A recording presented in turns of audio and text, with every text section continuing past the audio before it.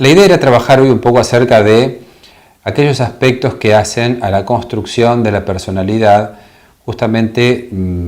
diferenciándola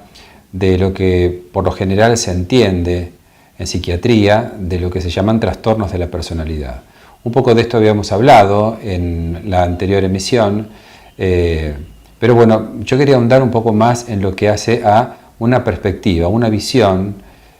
de lo que es la personalidad, a partir de la cual podemos pensar también en una clínica particular que se denominan clínicas del acto, saliendo un poco de esta visión tan clasificatoria que hace a una serie de cuadros sintomáticos o a una serie de manifestaciones que dan lugar a lo que sería un cuadro psicopatológico, como es el caso del trastorno de la personalidad. Nosotros decíamos, antes de que haya un trastorno de la personalidad, hay un constructo, que es un constructo de personalidad. Hay una personalidad. No necesariamente la personalidad está enferma. Hablábamos de la patología de la personalidad cuando ciertos aspectos mórbidos de la personalidad se exacerban en un punto que generan un déficit en casi todas las áreas del individuo. No obstante, la personalidad es, insisto, una construcción bastante más compleja de lo que hace a un puñado de síntomas. Nosotros tenemos que pensar la personalidad, decía, como un constructo, o sea, una construcción que se va generando a partir del mismo momento del nacimiento del sujeto. Y te diría más, antes del nacimiento ya hay una posición, ya hay una situación a partir de la cual la madre, puntualmente la madre del niño, va generando un lugar para este niño a partir de un deseo, que no es necesariamente el deseo de ser mamá. Hay muchas personas que no tienen el deseo de ser mamá, no obstante, cuando lo son, se activan ciertas cuestiones intrapsíquicas y también sociales que tienen que ver justamente con un deseo puesto en aquello que adviene, que es el hijo. Esto tiene que ver también con una salud psíquica de nuestra madre que permite que el sujeto posibilite la entrada, posibilite el ingreso de ciertas cuestiones vinculares, interpersonales, y justamente esto, ¿no? La recepción de ese afecto particular, de ese deseo particular de nuestra madre, de que estemos ahí, de que formemos parte de su mundo, de que formemos parte de este nuevo entramado social para la madre, que es el mundo a partir de ese niño que aún siendo bebé ya empieza a interactuar. A partir de esta interacción se va a constituir todo un universo a partir del cual el sujeto va adquiriendo cierto estilo de relación, cierto estilo interpersonal, y la madre va a gratificar y va a frustrar en la medida de lo posible dentro de los parámetros que hacen a la vida normal de un sujeto en nuestra sociedad, en nuestra cultura. Nosotros tenemos hoy situaciones en donde las madres, trabajan, tienen otros objetivos, no solamente se refugian en la maternidad, y digo refugian porque muchas veces la maternidad también lo es, también es un refugio, pero digo, hoy las madres tienen la característica social de pensar al niño y justamente a alternativas que hacen a sus necesidades más allá de su maternidad. Esto le permite al niño, a partir de ciertas frustraciones, a partir de ciertas ausencias, de ciertos agujeros en esa relación, constituir su propia subjetividad. A partir de la falta, a partir de ese otro que no está, el sujeto desde muy pequeño empieza a tener que construir su propio mundo. Un mundo en donde la madre está, pero no está del todo. Y en donde esa madre va a empezar a sustituirse por otros elementos, por otros objetos, por otros afectos que van a armar la lógica vincular y la lógica de la relación de ese niño con los objetos de su mundo. Ahí va a tener sentido los juguetes, los colores, el espacio.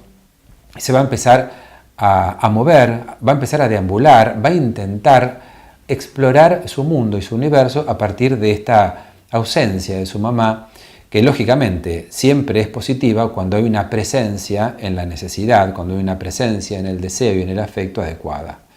Algún autor habla de una buena madre, buena madre en términos técnicos, ¿no? Una buena madre en el sentido de que puede nivelar puede de alguna manera articular aspectos de dar y frustrar en la medida de las necesidades del niño. A partir de ahí el niño va a generar toda una relación con su mundo y toda una relación con el mundo en el cual también la madre es parte,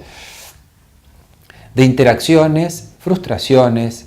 tolerancias, tolerancia a la espera, tolerancia a la frustración, manejo de la ansiedad, manejo del control de los impulsos. O sea, va a empezar a controlar sus emociones, como decimos más técnicamente, va a empezar a tener un control sobre sus pulsiones, de muy chico. A esto también hay un entorno familiar, hay un entorno social, rápidamente el niño se escolariza y en esas vicisitudes de la escuela también, la institución, los pares, el otro que también frustra, el otro que también marca, el otro que también pone límites, va generando toda una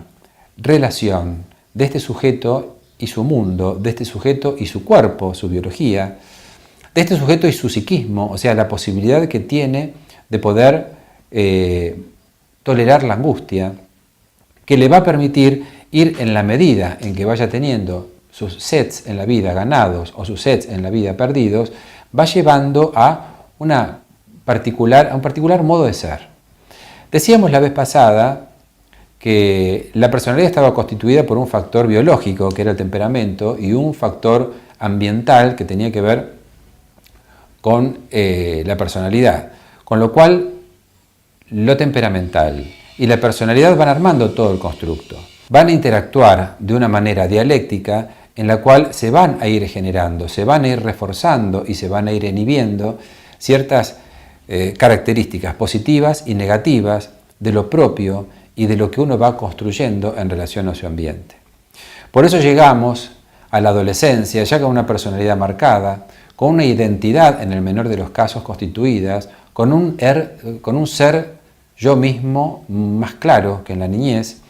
y cuando esto ocurre uno tiene una personalidad estable, una personalidad clara y un control adecuado de los impulsos. Cuando esto no ocurre, cuando hay un déficit en la identidad, cuando el sujeto no ha logrado perfilar una identidad adecuada o tiene una identidad difusa, ahí es donde aparecen los casos de patologías de la personalidad. No obstante, no es siempre que el sujeto va a desarrollar una patología de la personalidad, al contrario, se está hablando de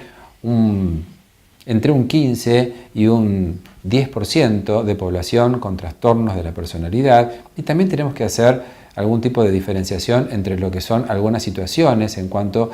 hay cierta morbilidad en la personalidad y lo que sería un trastorno severo de la personalidad. Hay algunas personalidades que no son del todo plásticas, son sumamente rígidas y esto trae problemas, pero cuando hablamos de un trastorno de la personalidad, hablamos sí de una personalidad extremadamente rígida, con muy pocos recursos, con una identidad extremadamente difusa y con un poco control de impulsos y una inestabilidad que la caracteriza. Pero un poco sintetizando, la idea era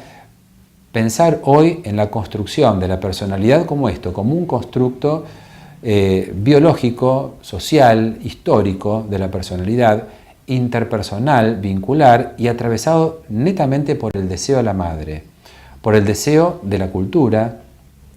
y por la ausencia, por esos agujeros que también nuestra madre, nuestros padres, nuestros afectos van generando a los fines de que el desarrollo de nuestra personalidad sea lo más sólida posible. Bueno, eso es todo y en próximas emisiones seguiremos desarrollando este tema. Muchas gracias, buenas tardes.